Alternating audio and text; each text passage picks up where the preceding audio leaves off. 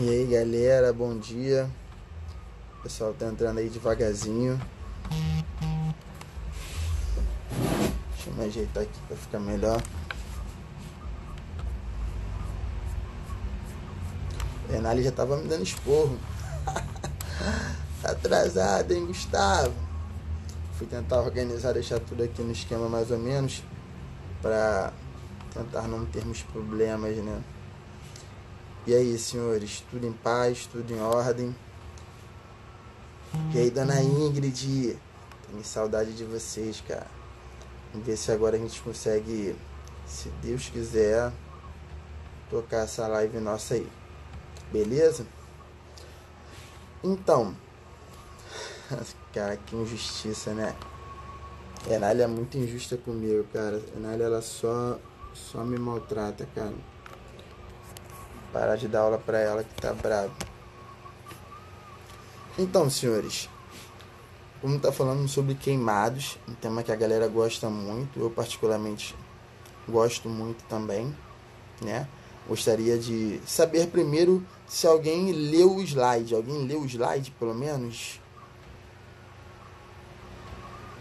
Dona Ingrid. E aí, senhores? Ah, tô na beca. Acabei de chegar de uma ocorrência, fui ali, falei, caraca, isso aqui não vai dar tempo, não vou conseguir chegar. Graças a Deus cheguei e torcer para que, né, a galera respeite a quarentena, ninguém vá pra rua e faça besteira, né? Mas e aí, senhores? Alguém leu o slide? Alguém? Alguém? Leu a parte de queimados? Dona Débora leu o slide? Vou acreditar em Dona Débora. A única que leu o slide foi a Dona Débora. Caraca. Dudinha Cida. A Dudinha acredita também que leu. Dona Thaís também falou que leu. Legal. Então, senhores, vamos estar falando em relação à parte de queimados. Quando a gente fala em relação à parte do queimado, a gente tem que entender que tem vários tipos de queimado. E a primeira coisa que a gente tem quando tem algum tipo de queimadura é o que?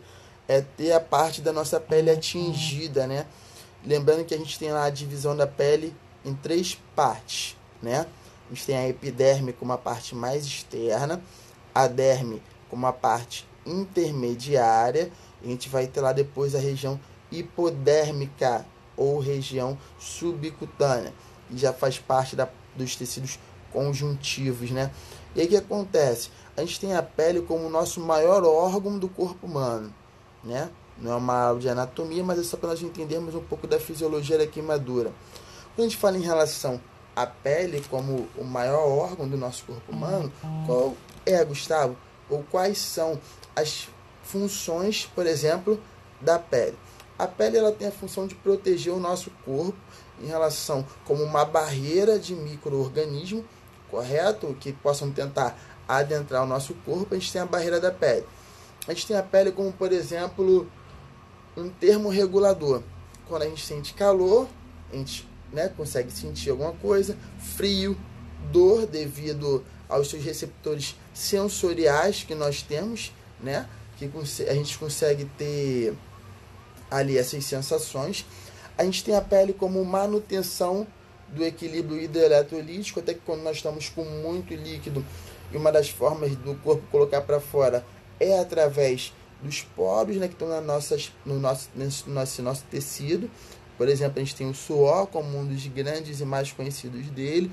A gente tem lá diversos outros receptores, tudo isso na nossa pele. Só que quando nós temos uma queimadura, a gente acaba perdendo, muitas das vezes, tudo isso, né? Eu coloquei para vocês lá a estatísticazinha no slide de pessoas que tendem a sofrer mais tipos de queimadura, como é que faz, essas coisas todas. Primeira coisa que eu preciso saber é como é que eu classifico, Gustavo, em relação à queimadura. Eu vou ter lá, a queimadura vai ser sempre classificada por extensão, né? A parte de comprimento, onde ela pegou, o tamanho dessa queimadura, a profundidade dessa queimadura. São os principais tópicos que nós temos: extensão e profundidade. Então eu vou saber a área, né, o tamanho dessa minha queimadura, o quanto essa minha queimadura atingiu, para nós assim podermos ter ali classificações, né, de queimadura, o grau, o nível dela. O que acontece? A queimadura ela é classificada em 4 graus. 4 graus, Gustavo? Eu acho engraçado que às vezes a gente está dando aula de queimadura, a gente fala sobre a queimadura, ela tem 4 graus. As pessoas falam, pô, Gustavo, mas lá na escola da tia Teteia, eles só ensinaram 3 graus, cara. Agora estão me falando que tem o 4 grau de queimado. Tem o 4 grau de queimado, tá bom? Então, como é que funciona em relação aos graus de queimadura? Primeira coisa que a gente precisa fazer, cada um deles vai ter uma palavrinha-chave, vai ter um bizu, que vai fazer com que opa, esse aí, bizu, Gustavo me deu, eu já sei qual é. Então, a primeira coisa que a gente vai pensar é queimadura de primeiro grau. A queimadura de primeiro grau, ela vai afetar apenas a região de epiderme, beleza? Região de epiderme, a região mais superficial da nossa pele. Tranquilo? Essa região mais superficial da nossa pele, ela vai causar pra gente muita dor, muita ardência. Vou dar um exemplo para vocês, que nós vamos falar posteriormente, mas só para nós entendermos. Quando nós temos uma queimadura por insolação, as meninas que estão na moda aquela fita isolante, esqueceu, passou do ponto lá, pum, dormiu. Aí você foi lá, encontrou, e aí fulano, tu encostou naquela pessoa, ela já, não encosta em mim não encosta em mim. Por quê? Acabou fazendo uma queimadura de primeiro grau por conta da exposição ao sol.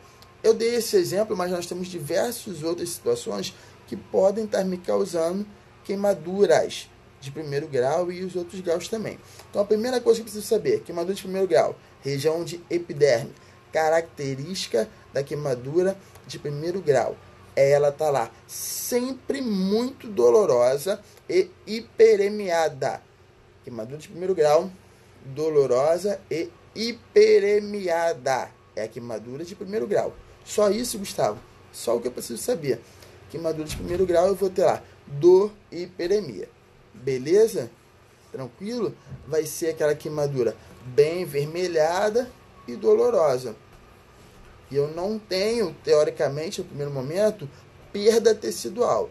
Na minha queimadura de primeiro grau, eu não tenho perda tecidual.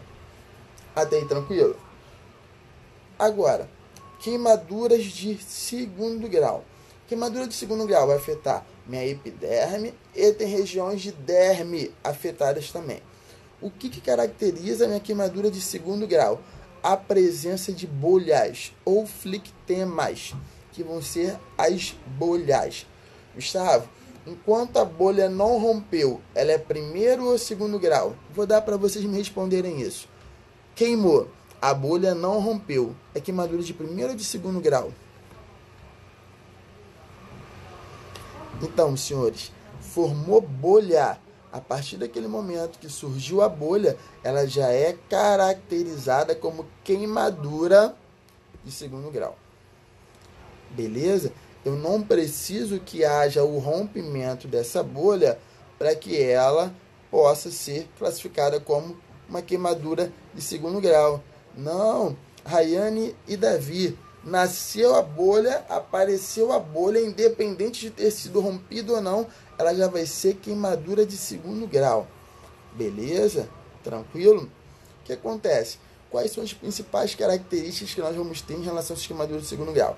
A presença de bolhas, né? Elas vão ter regiões que vão ser também avermelhadas, de características úmidas e lesões, presenças de edemas. Tranquilo? É a queimadura de segundo grau. Boa noite, dona Giovana, dona Juana, que estão chegando aí agora.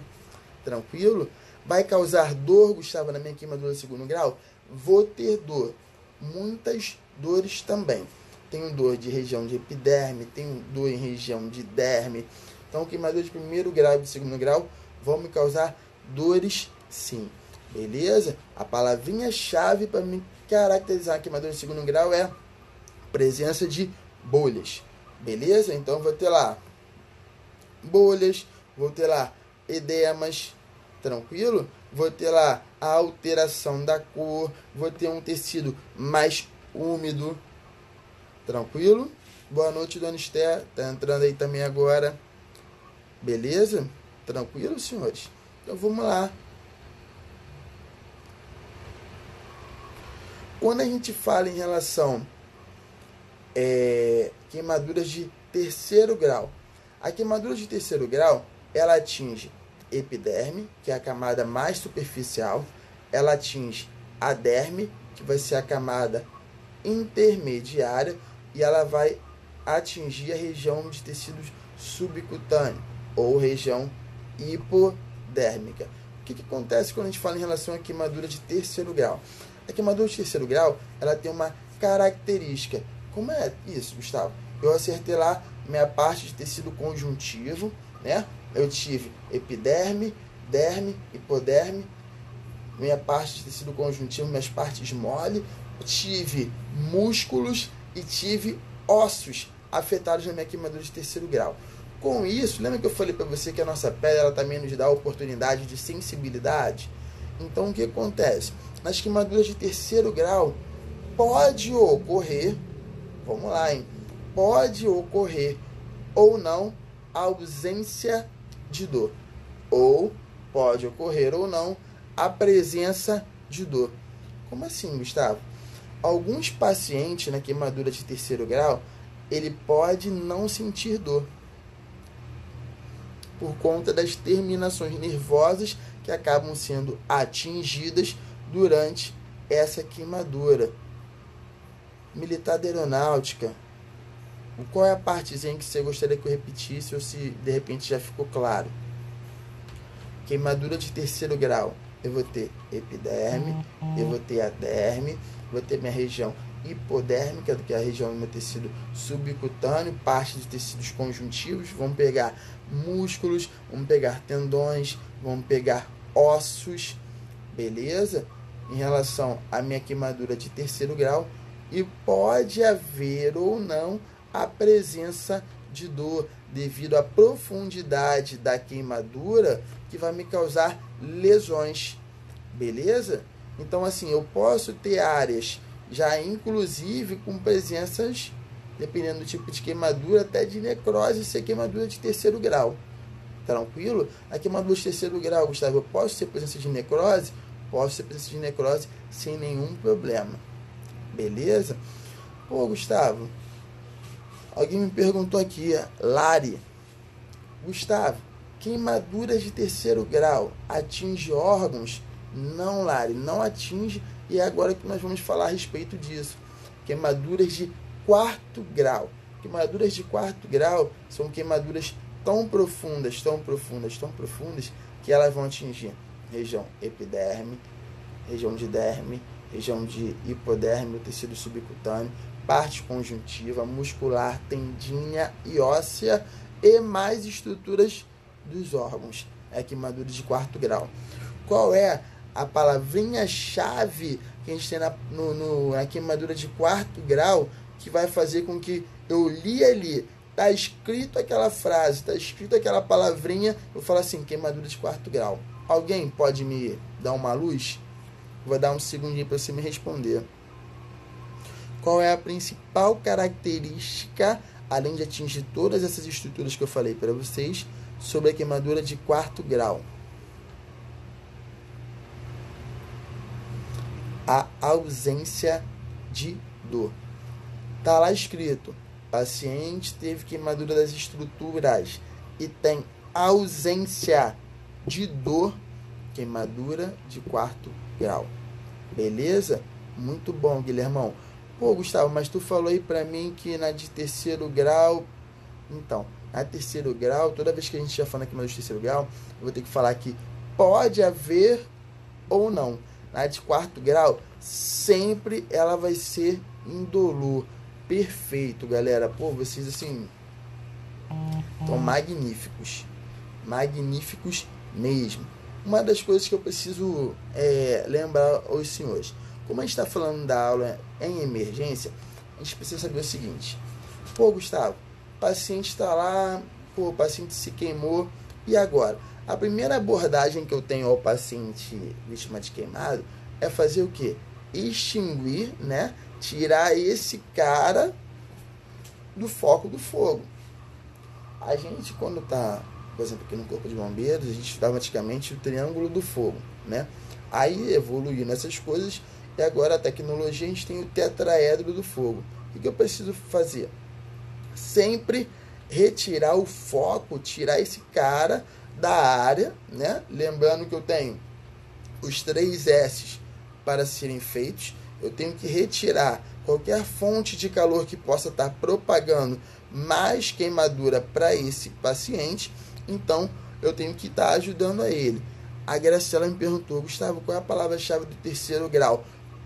Podendo ter dor ou podendo não sentir dor. Se ele te colocar na dúvida, Graciela, a dor, você já sabe que é uma dor de 3º grau. A de 4º grau, sempre indolor. 1º e 2º grau, dói muito. De 3º grau, pode haver ou não dor. Falou que pode haver 3º grau.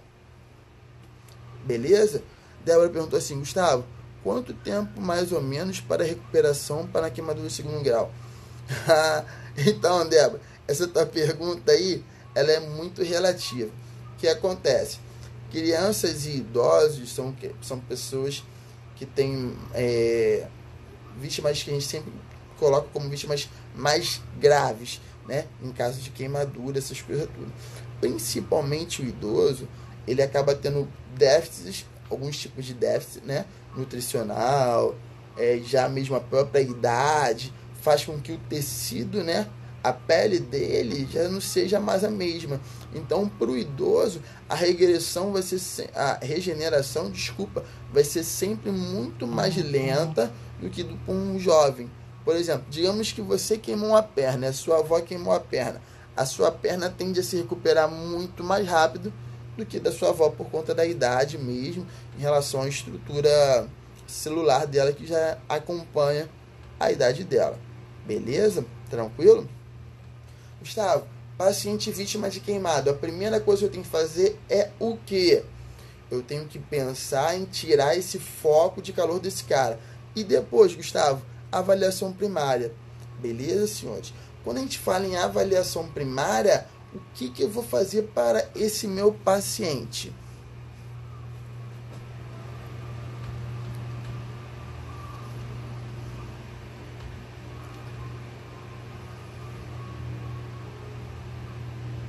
Então, é aquele meu A, B, C, D, E. Lembrando que, para a nossa prova, a gente está estudando A, B, C, D, E. Para a nossa realidade, a gente já está falando sobre o X, A, B, C, D, E. Uma preocupação que a gente precisa ter, que inclusive ele está no manual. Eu preciso retirar,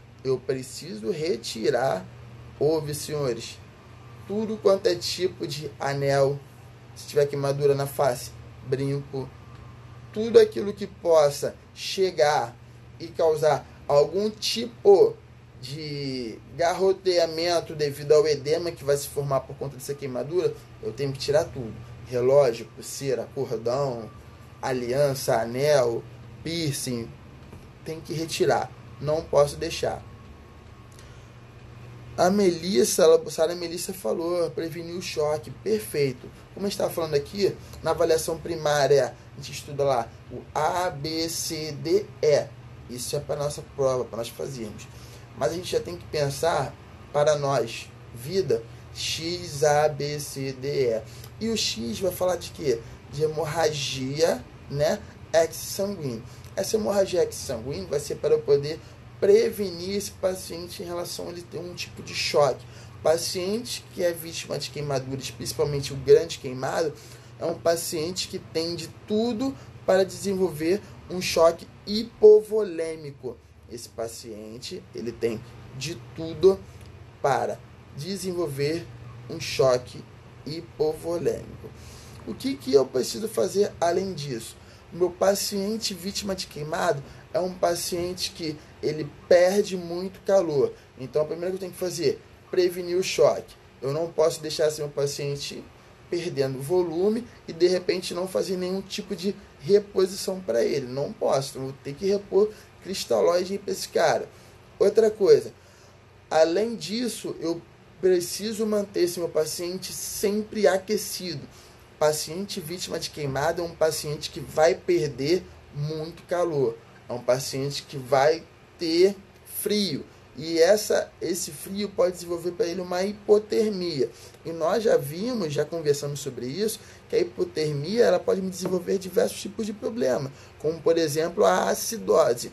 Além de desenvolver a acidose nesse indivíduo, ela pode alterar qual processo? O processo de cascata de coagulação. Então, esse cara continuar perdendo muito volume, né? E a gente ficar ali no sanhaço. Posteriormente, a gente vai fazer o normal. Abertura de vias aéreas, ver se esse cara está tendo condições, né, de estar respirando, ver em relação às queimaduras de face, porque as queimaduras de face elas são muito comuns quando você tem queimaduras principalmente de lugares fechados. Por exemplo, pegou fogo dentro de um cômodo e eu estava nesse cômodo. E o que acontece? Não entendi, Duda. Depois tu dá uma clareada aí. Eu estava nesse cômodo. Então é muito comum, é muito característico eu acabar desenvolvendo queimaduras da face. Gustavo, como é que eu consigo fazer um exame físico, identificar que aquele meu paciente ele teve, por exemplo, queimaduras de face? É tranquilo, é fácil. Eu vou ver foligem em relação aos pelos da face. Se o cara tem barba, vai aparecer em relação à barba dele chamuscada, sobrancelha, os cílios, os pelos nasais, beleza? Se a mulher ela gosta de cultivar um buço, a gente vai ver em relação ao buço, às sobrancelhas, aquela mulherada que agora tá com supercílio igual uma pestana, né? Pra você ter um leque, ela pisca até ventila, né? Essas alunas, às vezes, elas conversam comigo, eu fico até perto delas. Elas vão falando, piscando, bem mó ventão, né? De tanto cílio que a galera tá agora. Mas aí a gente consegue identificar em relação a essa queimadura de face. Qual o problema em relação à queimadura de face? O problema de queimadura de face, que a queimadura, como qualquer outra parte do corpo, como nós já falamos, ela pode ter vários tipos de grau, né? Então eu posso desenvolver, por exemplo, na minha queimaduras de primeiro grau, ou queimaduras inclusive de segundo grau das minhas vias aéreas, dependendo de quanto tempo eu fiquei ali inalando aquela fumaça, fiquei ali naquele calor, aquele vapor quente adentrando. Então, devido a isso, eu posso desenvolver, por exemplo, edemas, posso ter o próprio edema de glote, fazer obstrução das minhas vias aéreas e o paciente ele não conseguir respirar, e naquela emergência ele não consegue respirar, eu preciso fazer uma via aérea definitiva para ele, eu preciso fazer uma via aérea avançada para ele. O que esse paciente a gente vai ter que fazer com ele para ele poder ter uma via aérea avançada, uma via aérea definitiva, para a gente poder ventilar esse cara melhor? Porque agora ele fez edema de glote, a gente demorou para atender, não observou, não atentou, e aí?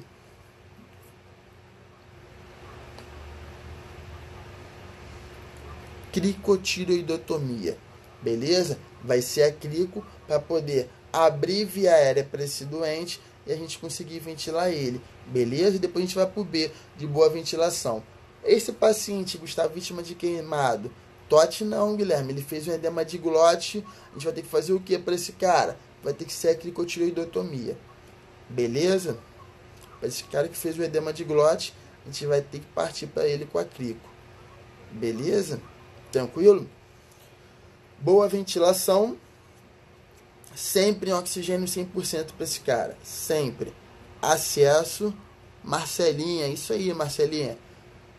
Vamos fazer acesso, beleza? Repor volume para ele, a gente vai ver como a gente repõe volume para esse cara. No primeiro momento a gente pega 2 acessos venosos, a gente começa a computar quanto fez de volume para ele, mas a gente pode iniciar até fazendo, por exemplo, 20 ml quilo, para a gente poder começar a hidratar ele. Só que eu preciso contabilizar como é que eu estou fazendo isso, beleza? Uma outra situação que a gente já conversou sobre isso, mas para nós lembrarmos. Muito bom, Guilherme. Olha só. Paciente. O meu celular vai descarregar. Ingrid, você é cara de pau, Ingrid. Falando o dia todo da nossa live. Tu não botou o telefone para carregar. Olha só que tristeza, cara. A Ingrid só puxando a orelha dela, cara. Essa varoa não tá vigiando. Olha o que acontece. A gente tem umas recomendações. Paciente que ele tá com a saturação menor do que 95, ou seja, tá igual a 94 até 90, ele vai ter que fazer oxigenoterapia. Beleza? Chegou lá cheio de falta de ar. Aí o que você vai fazer para ele?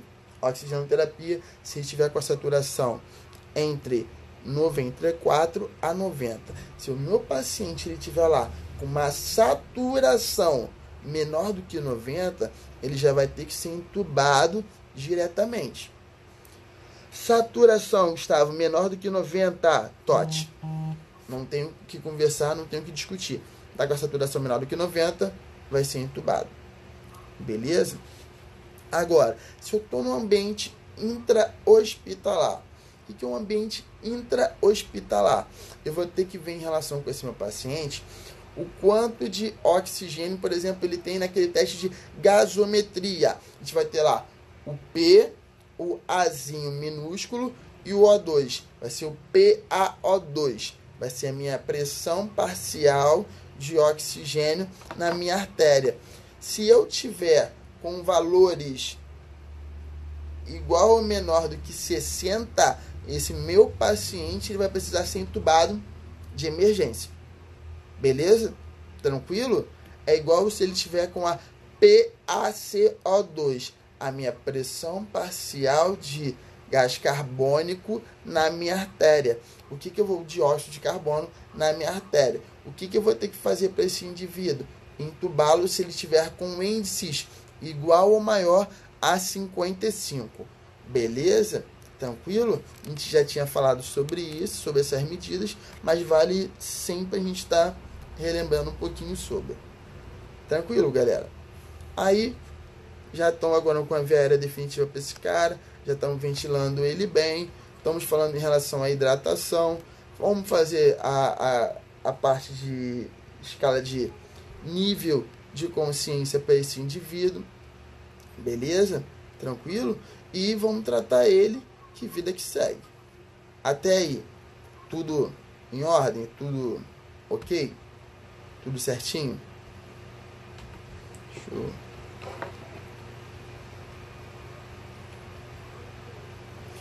Gustavo, em relação às compressas, como é que eu faço em relação às compressas, Gustavo? Coloco compressa úmida, coloco compressa seca. Coloco compressa úmida ou compressa seca. O que vocês têm para me dizer? Qual o tipo de compressa, né, que a gente vai colocar para esse indivíduo na emergência? Estou fora do hospital, estou no meu atendimento pré-hospitalar. O que eu vou fazer para ele? Compressa seca ou compressa úmida?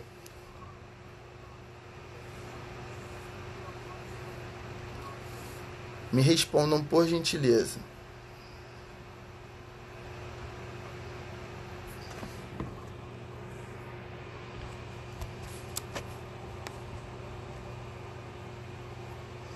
Então, a pergunta da Ingrid foi uma pergunta muito pertinente.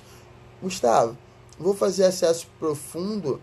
Não, no ambiente pré-hospitalar é sempre periférico. Por quê? O acesso profundo, ele é um acesso estéreo. No meio da rua não tem como fazer uma técnica séptica, não tem como fazer todo, me parlamentar todo para fazer esse tipo de acesso. Então, pasmem vocês. O paciente, quando ele está lá, vítima de queimado, a gente tem que entender o seguinte. O Ministério da Saúde tem um protocolo de 2010 ou 12, se eu não estou enganado, sobre queimados, que é o que utiliza muito em relação até à prova dos senhores. Ainda estava como compressa úmida, mas hoje em dia a gente não utiliza compressa úmida mais, a gente só utiliza compressa seca. Para a prova, vai ficar compressa úmida, mas para a vida a gente só utiliza pano limpo seco, a gente não utiliza mais compressa úmida, beleza? Por que a gente não utiliza mais compressa úmida, Gustavo?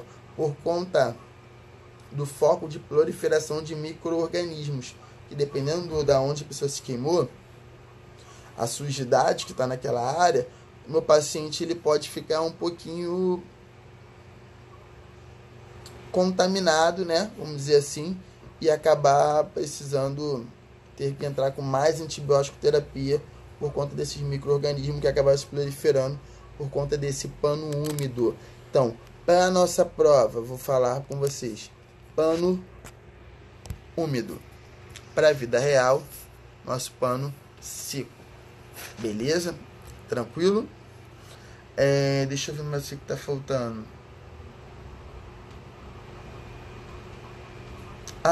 Lembrei. Então, a Lari falou, pô, Gustavo, mas a seca pode agarrar na queimadura. E vai agarrar, Lari. Na maioria das vezes vai agarrar sim.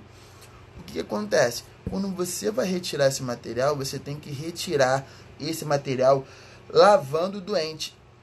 O paciente vítima de queimado, quando você chega com ele no hospital, você tem que lavá-lo. Então, o que acontece?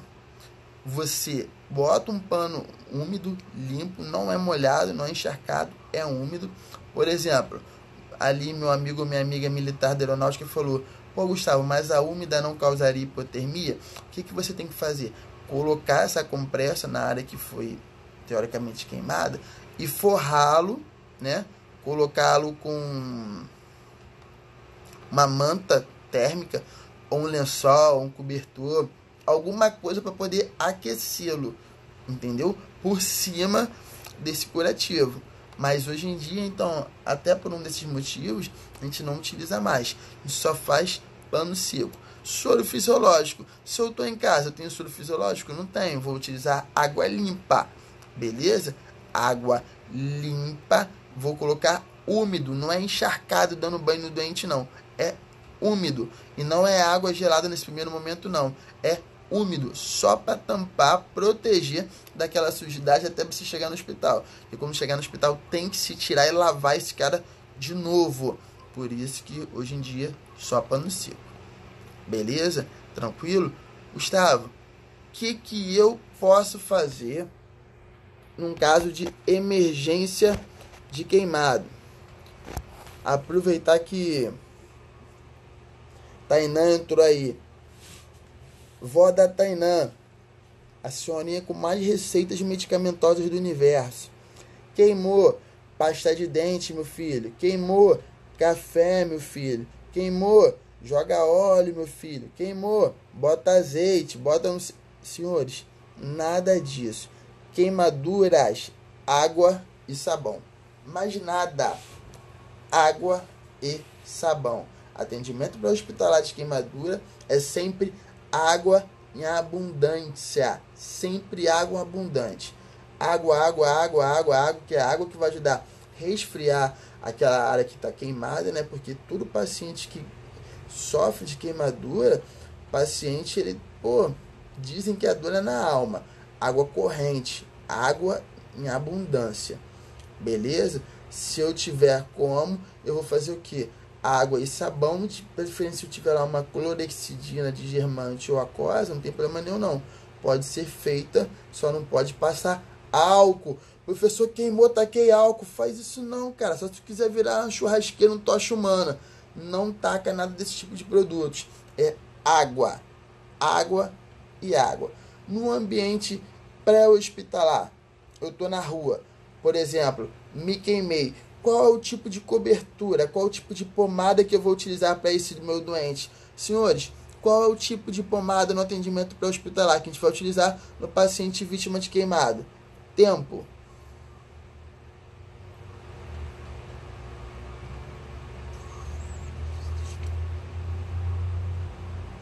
Senhores, não coloco nenhum tipo de cobertura. No atendimento pré-hospitalar não tem cobertura. O que eu preciso fazer? Água. Gustavo, mas eu li sulfadiazina. Sulfadiazina é atendimento intra-hospitalar. Atendimento pré-hospitalar é lavar e depois chegar e colocar Povedine, senhores, metiolate, álcool, nada dessas pasta d'água, cicatricure, nada disso. Aí, igual a Dudinha falou, água e sabão. mais nada, beleza? Dentro do ambiente intra-hospitalar, eu ia deixar para falar mais para frente, ia falar tudo do pré, mas vou só para vocês entenderem. No ambiente intra-hospitalar, a sulfadiazina de prata a sulfadiazina de prata, juntamente, por exemplo, com alguns outros antibióticos para poder tratar aquelas lesões, aquelas feridas, beleza? E além disso, analgesia. Quando a gente fala em relação à analgesia para o paciente queimado, qual é a droga de escolha que eu tenho para esse meu paciente vítima de queimadura para fazer como analgesia para ele? Alguém me responde, por gentileza, qual é a droga que eu vou utilizar de forma para tratar a dor desse meu paciente queimado?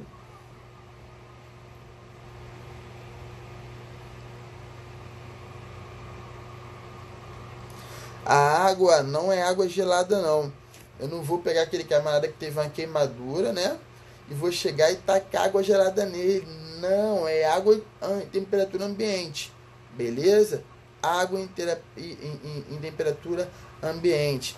Militar aeronáutica. Que eu nunca sei se é um senhor ou se é uma senhora. Esses codinomes aí de vocês. Não é morfina. É igual a dona Sara Melissa falou. Vai ser a fentanila ou fentanil, como a gente conhece, utiliza muito. Vai ser a medicação utilizada como droga de escolha para analgesia. Beleza? Tranquilo? Então vamos lá continuar falando um pouquinho sobre os nossos pacientes vítimas de queimado. Separei aqui mais ou menos em tópicos para não poder me perder em relação com vocês, né? Já falamos sobre o XABCDE. Agora, Senhor. Então agora eu já sei quando me referir ao militar da aeronáutica, é o Senhor. Vamos lá. Quando eu falo em relação ao meu paciente que foi vítima de queimadura, meu paciente que foi vítima de queimadura, eu tenho que entender o seguinte. Como eu falei para vocês, a minha primeira situação é prevenir o choque. Eu falei para vocês, vamos começar a hidratar, mas vamos fazer o quê? Vamos calcular quanto que eu já estou hidratando desse cara. Por quê? Existe uma fórmula chamada de fórmula de Parkland. Eu vou falar, dona Marcelinha, vou falar sobre os tipos de queimadura aí. A gente vai falar sobre a queimadura térmica, química. Vai entrar aí pra gente aí. Camille, fentanil. Fentanil vai ser a droga de escolha. Ou fentanila, é a mesma medicação. Ele é um analgésico de primeira linha, um analgésico potente, que vai ajudar em relação à dor desse paciente. O fentanil ele também é muito utilizado com pacientes que vão ser entubados. Porque o pessoal está entubado, ele está inconsciente, mas algumas pessoas falam que para ajudar a melhorar essa sensação, faz o fentanil para o meu paciente não ficar sentindo dor, aquele incômodo do tubo, aquele incômodo da intubação, as coisas todas, usa o fentanil. Beleza? O que acontece?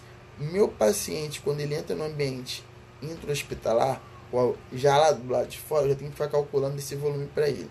Como é que eu faço isso, Gustavo? Eu vou fazer isso em relação com a fórmula de Parkland. Caraca, a fórmula de Parkland, Gustavo, nunca ouvi falar.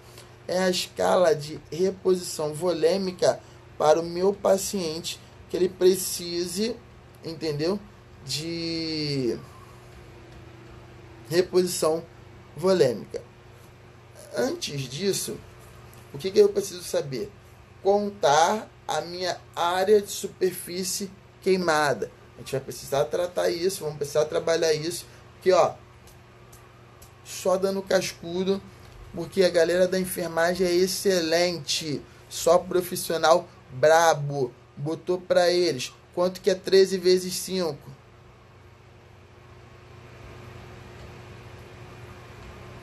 Eu não sei qual a dificuldade que a galera ela vai ter em relação à parte da gente fazer cálculos. A enfermagem ela tem uma parada histórica com matemática que eu não sei o que acontece, que muita gente dá Beyblade, né? Galera cola as placas na hora que tem que fazer um cálculo, fazer o somatório e dá ruim. Quando a gente fala em relação ao queimado, a gente vai utilizar a regra de Wallace, a regra dos 9. Vamos falar a respeito dela daqui a pouco, mas voltando aqui na fórmula de Parkland, eu preciso saber o seguinte, o seu Guilherme ele até botou para mim, eu vou ter lá valores de 2 a 4 vezes o quilo vezes a superfície corporal queimada. Ele só esqueceu um leve detalhe. Qual é esse leve detalhe? Esse cálculo de 2 a 4 vezes quilo vezes superfície área corporal queimada, o que eu tenho que fazer? Eu tenho que dividi-la em 2 etapas. Como é que funciona isso, Gustavo? 50% vai ser feito nas primeiras 8 horas. 50% feito nas primeiras 8 horas. Se o meu dia tem 24 horas, os outros 50% vai correr em quantas horas?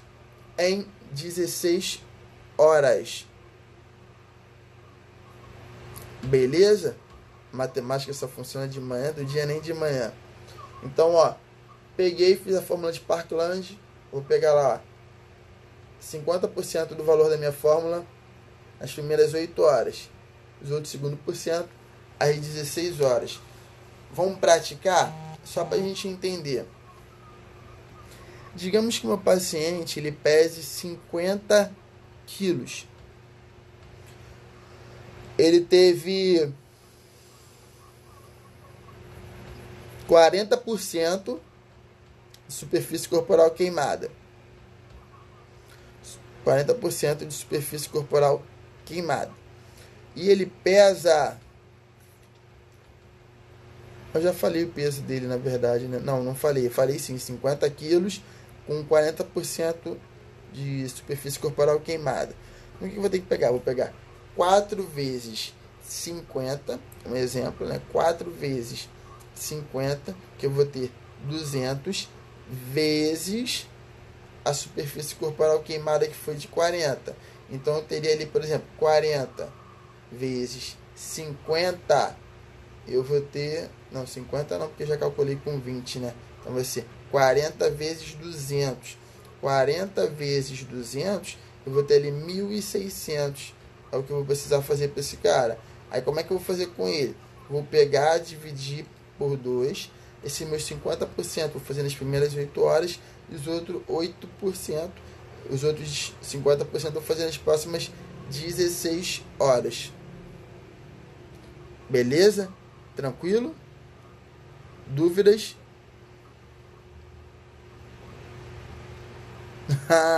Minha cara que tá inchada, né? Ainda não. Hoje a gente vai até as 5 da manhã. Não tem sono não, pô. Militar não tora. De pé sem cair. Beleza? Tranquilo? Ficou dúvida sobre a fórmula de Parkland? Que depois eu vou botar aí nas minhas perguntas aí. Eu gostaria que os senhores respondessem e acertassem.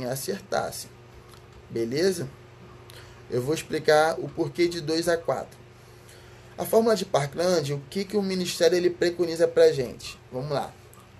Eu vou utilizar o número 4 como uma invariável para adultos saudáveis, adultos que não têm comorbidades, como, por exemplo, a insuficiência renal crônica, e nem que seja idoso.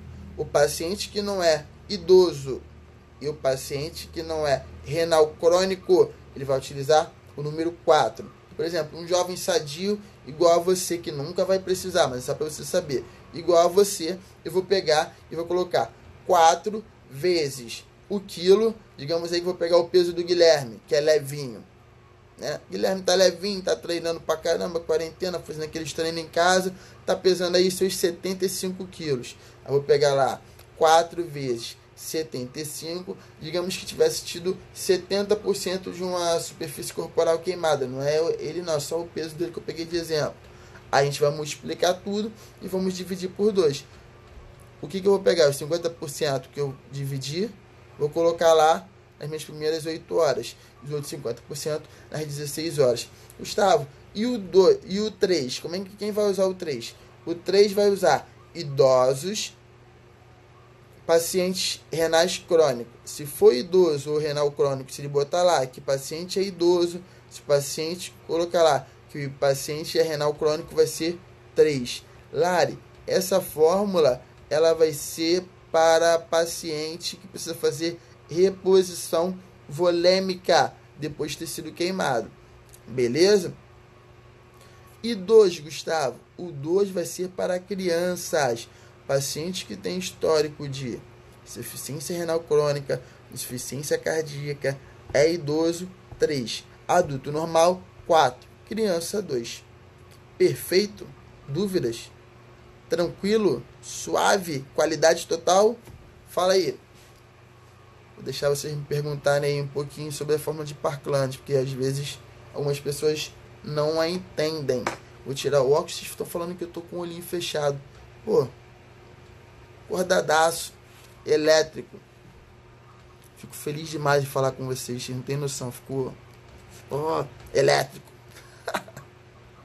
O 4, Sara, pessoa saudável. Se o cara ele é saudável, ele não tem comorbidade nenhuma, a gente vai utilizar o 4 na fórmula para ele. Falou lá, paciente adulto, paciente de 40 anos, 30 anos, 20 anos, 17 anos, 18 anos. Beleza, não é idoso, não é acima de 60 anos. O que acontece? Eu não vou usar o 3, vou usar o 4 para ele. Eu só vou usar o 3. Paciente acima de 60 anos, ou paciente que for renal crônico, ou paciente que for cardíaco. Beleza? Tranquilo? Vocês gostam de pegar no meu pé, mas eu não caio na pilha de vocês não, rapaz. Dona Camila e Guilherme, se deixar dar corda para eles, já era. Eles falam o seguinte, quem tem limite é município. Esses dois aí, ó, vou bloquear eles da minha live. Brincadeira. Tranquilo? Dúvidas? Vai poder ler, galera, senão eu não enxergo, cara. O meu óculos, ele é para longe. Então eu com ele, né, perto, fica muito ruim. Mas tranquilo? Essa fórmula é utilizada para quais graus de queimadura? A gente vai falar daqui a pouquinho que existem pacientes específicos que precisam de tratamento de terapias intensivas, como por exemplo em CTQ, Centro de Tratamento de Queimados. Por exemplo, paciente adulto com área corporal queimada maior do que 20%, ele já é um paciente grave. Criança com uma superfície corporal queimada maior do que 10%, também já é classificado como grave. Beleza? Tranquilo? Quem é que falou comigo aí, perguntou, não sei se eu consegui explicar de forma legal. Senhores, regra de Wallace. Essa escala é feita antes da escala de Wallace? Não, Cassiane, até porque eu preciso saber a superfície corporal queimada dele. Então, para eu saber a superfície corporal queimada dele, eu vou precisar fazer a regra de Wallace. Então, a regra de Wallace ela vem antes da fórmula de Parkland. Beleza? Como é que vai funcionar em relação à minha regra de Wallace? Simples. A minha regra de Wallace também é chamada de regra dos 9. O que, assim, de cara eu já gostaria de falar com vocês que eu fico, às vezes, não é temeroso, né? Não é... Deixa eu tentar pegar a palavra... Que vocês conseguem confundir, por exemplo, tronco com tórax. Pô, isso me arrebenta. Vocês não têm noção de o quanto eu fico sentido quando vocês trocam tronco por tórax. Inclusive, houve uma prova aí, acho que foi do ano passado, foi do ano retrasado, que caiu, falou a respeito, né? E a galera, pô, era tronco, o pessoal tava pensando que era tórax, agora eu não lembro se era tórax, o pessoal tava confundindo com tronco. Eu falei, pô, galera, não pode. Então vamos lá. A gente vai ter a fórmula, a regra de Wallace. Como é que vai funcionar a regra de Wallace? A regra de Wallace ela é baseada assim, nos 9. Como é que vai ficar? Cabeça, 9. Tórax, 9. Abdômen, 9. Região posterior de tórax, 9. Lombar, 9. Membros superiores, 9. Vou ter genitália, 1. Membros inferiores, eu vou ter 18 de cada. Caraca, Gustavo, não entendi. Fala de novo. Vamos lá. Pega um papel e uma caneta aí, que eu acho que se você já está assistindo a live, tu já está com um papel e uma caneta na mão. Vamos lá de novo. Cabeça, 9. Tórax, 9. Abdômen, 9. Região posterior, 9. Lombar, 9. Membros superiores, 9. Região genitália, 1. Membros inferiores, 18. Foi. No final, a gente tem que ter 100% de superfície corporal. Quem está com papel e caneta começar a somar aí, no final, tem que ter 100% de superfície corporal. E aí, senhores? Vamos trabalhar e falar um pouquinho a respeito disso. Lembrando que esses valores, eles é só para o adulto. Na criança, é diferente. Tranquilo? A gente tem outros valores para as crianças.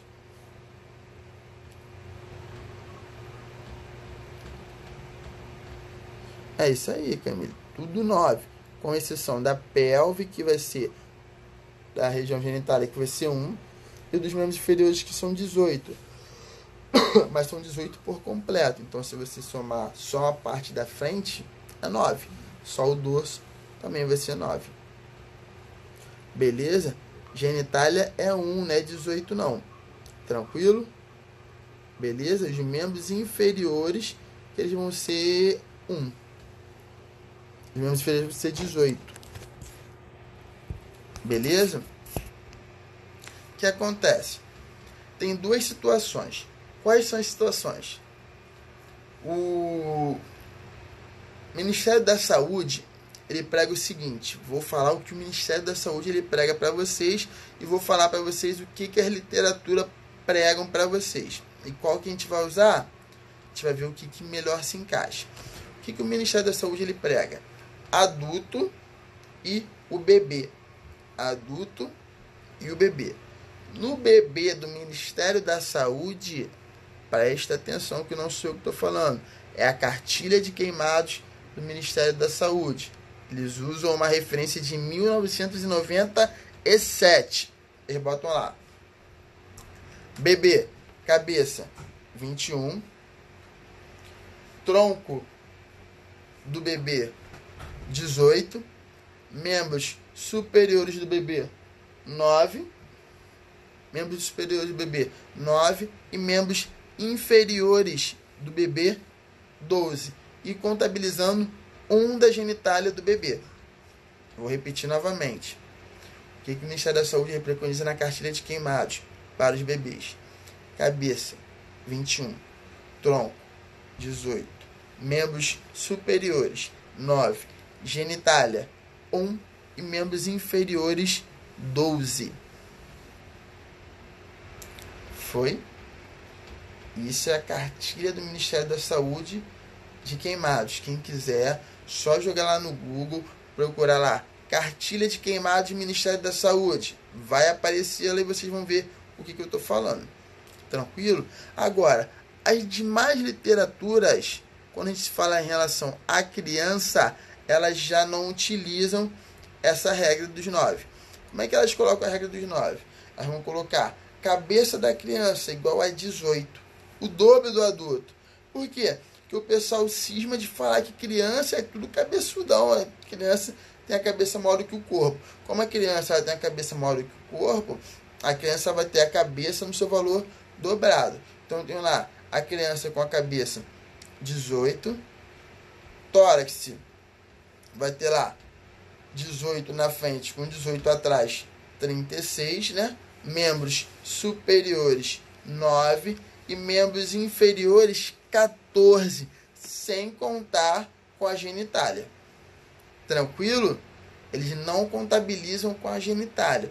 Quando eles pegam esse mesmo valor e contabilizam genitália, eles pegam essa genitália e jogam os membros inferiores. Aquele 14 vira 13,5. Gustavo, não entendi mais nada agora. Eu vou repetir para você. O que as outras literaturas elas pregam em relação às crianças vítimas de queimadura? Cabeça, 18. Tronco, 18 na frente, 18 atrás. Membros superiores, 9. Genitália, não contabiliza. Membros inferiores, 14. Quando na sua grande maioria você acaba tendo eles usando a genitália, eu vou tirar meio de cada perna. Aquele 14 vai virar 13,5. Deu para entender? Membros inferiores no adulto é 18. Vai ser sempre 18 membros inferiores no adulto. Sempre. Então, Tainan, depende muito em relação da literatura. Beleza? Por exemplo, palma da mão. As literaturas, algumas, elas vão pregar que a palma da mão ela vai ter o valor de 1%. Mas a palma da mão ela só vai ter o valor de 1% quando ela for contabilizada de forma isolada. Por exemplo, queimei a mão. Caraca, só minha mão. Vou dar 9? Não. Vou dar 4,5? Não. Vou dar 1%, porque eu queimei só a minha mão. Mais nada. Não tem nenhuma parte do meu braço queimado. Foi exclusivamente a mão. Então eu tenho 1%. Beleza? Tranquilo? Dúvidas? Por favor. Preciso saber que se os senhores estão com dúvidas. Não? Então tá. A gente tem também o que a gente chama de queimaduras de áreas nobres. O que seria, Gustavo? Queimaduras de áreas nobres. Queimaduras de áreas nobres são aquelas partes muito complexas, né? Toda vez que tem uma queimadura nessa área é tenso. Quais são elas? Olhos, orelhas, a face, de um modo geral, até por conta da parte das queimaduras de vias aéreas. A gente vai ter queimaduras de extremidades, mãos e pés, são altamente perigosas. Aí você me pergunta, pô, Gustavo, queimadura de mãos e pés é perigoso? São queimaduras perigosas, até porque são áreas de retorno venoso. Então, áreas de retorno venoso são áreas que eles chamam de especiais. Igual áreas de grandes articulações. Como, por exemplo, ombro é uma área de grande articulação, cotovelo, joelho, tornozelo, punho, região pélvica, áreas de grandes articulações também são classificadas como áreas especial. Beleza? Tranquilo? Então tá bom.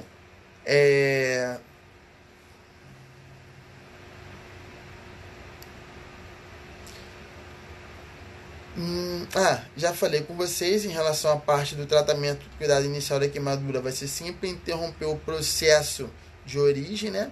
E como é que eu vou tratar esse cara, Gustavo? Água abundante, água. Aí Naile falou lá, Gustavo, retira todos os adornos, não tem como. Se eu não tiver gases, como é que eu vou fazer e tal? Pano limpo, beleza? A gente vai ter que trabalhar isso sempre, não tem nenhum tipo de problema. Agora, eu não sei se vocês sabem, mas toda vez que você tem um incêndio, a maioria dos óbitos que nós temos em incêndio não são óbitos por queimaduras, são óbitos por inalação de fumaça. A inalação de fumaça, ela mata mais do que o próprio queimado propriamente dito. Beleza? Então, só para a gente entender. Paciente que está lá no ambiente confinado, que queimou, é tipo tenso. A chance, a probabilidade dele fazer queimaduras por conta desse